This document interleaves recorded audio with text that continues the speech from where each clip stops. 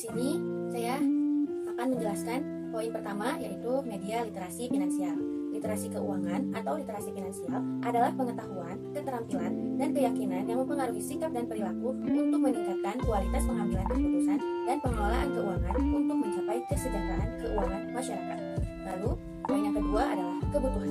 Kebutuhan atau keperluan adalah segala sesuatu yang dibutuhkan manusia untuk mempertahankan keberlangsungan hidupnya secara alamiah melalui pencapaian kesejahteraan. Kebutuhan juga merupakan suatu keadaan perasaan kekurangan terhadap pemuas dasar tertentu.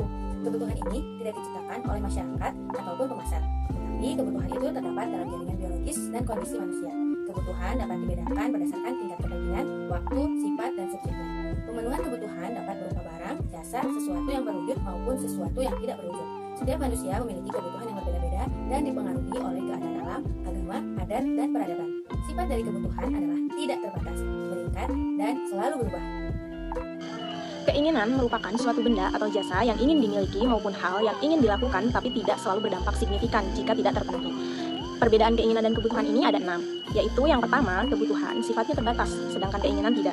Yang kedua, kebutuhan adalah hal yang mendasar yang harus dipenuhi manusia, sementara keinginan merupakan hal yang kita inginkan untuk diri sendiri. Yang ketiga, kebutuhan ini berdampak langsung dalam kehidupan, sedangkan keinginan tidak. Dan yang keempat, kebutuhan tidak mendatangkan kesedihan, sementara keinginan jika tidak terpenuhi akan membawa kesedihan. Yang kelima, kebutuhan bersifat pokok atau wajib, sedangkan keinginan adalah tambahan dari kebutuhan pokok. Nah, yang terakhir, kebutuhan harus segera terpenuhi, sementara keinginan bisa ditunda. Manfaat dari bisanya membedakan kebutuhan dan keinginan, yaitu diantaranya, yang pertama, tabungan kehidupan jangka panjang akan semakin bertambah setiap bulannya. Yang kedua, dapat mengurangi sifat egois pada diri sendiri. Yang ketiga, supaya dapat mengalokasikan sumber daya dengan bijak dan menghindari pemborosan.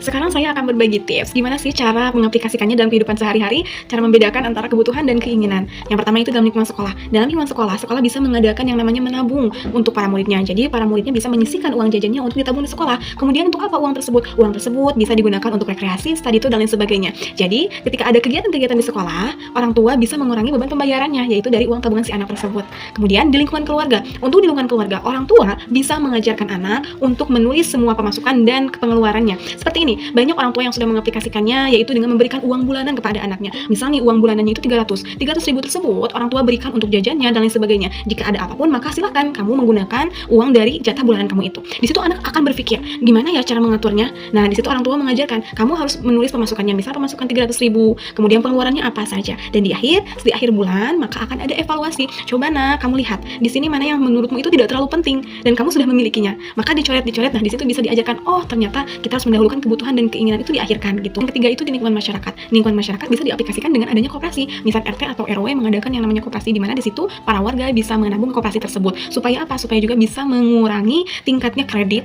Misalnya itu kan banyak yang membeli sesuatu dengan celah kredit, sedangkan bunganya juga sangat tinggi, ataupun meminjam pinjaman online, atau misalnya tuh pinjaman yang suka datang ke rumah-rumah. Nah, jika misalnya diadakan koperasi, meskipun hanya misal sekali nabungnya tuh hanya 10 ataupun 20, selama sebulan itu tidak akan terasa dan bisa membantu juga untuk mengutamakan kebutuhan-kebutuhan di rumah gitu.